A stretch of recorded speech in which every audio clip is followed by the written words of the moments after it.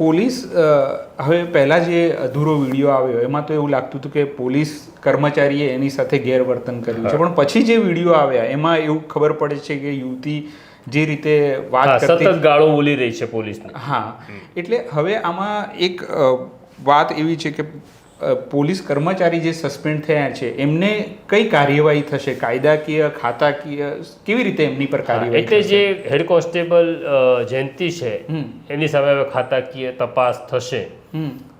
જે કંઈ પોલીસને ડિજિટલ પુરાવા મળ્યા છે, એટલે કે સીસીટીવી ફૂટેજ મળ્યા છે, આ છોકરી બેન જે છે એ સિગ્નલ જમ્પ કરે છે, પછી પોલીસને ગાળો આપે છે, પછી હેડ કોન્સ્ટેબલ એને લાફો મારે છે, મામલો પોલીસ સ્ટેશન પહોંચે છે. આ દરમિયાન જે કંઈ પ્રક્રિયા થઈ એની ખાતાકીય તપાસ થશે અને ખાતાકીય તપાસ પછી એ નક્કી થશે કે હેડ કોન્સ્ટેબલ જતીને જે કંઈ કર્યું છે એમાં ગુનો છે અથવા કાયદાનો વધુ પડતો પ્રયોગ, એટલે બળનો વધુ પડતો પ્રયોગ કર્યો છે, નથી કર્યો. એના આધારે સજા થશે, ખાતાકીય સજા થશે અને કાર્યવાહી થશે.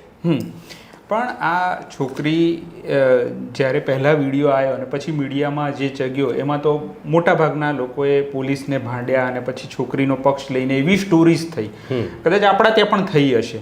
પણ પછી જે વિડીયો એક પછી એક આવવા માંડ્યા પછી આપણને ખબર પડી કે ભાઈ ખરેખર તો છોકરીનો પણ વાંક છે એવું પણ સમજમાં આવે છે.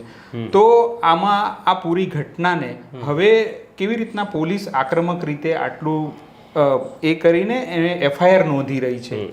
એટલે પહેલાં તો એવું છે કે જ્યારે છોકરીનો પહેલો વિડીયો આવે છે જેમાં માત્ર એને લાફો મારે છે એ દ્રશ્ય દેખાય છે, ત્યારે સ્વાભાવિક છે કે એક મોટા સમુદાયનું વલણ દીકરી તરફ હતું અને હોવું જોઈએ, એમાં કંઈ ખોટું નથી.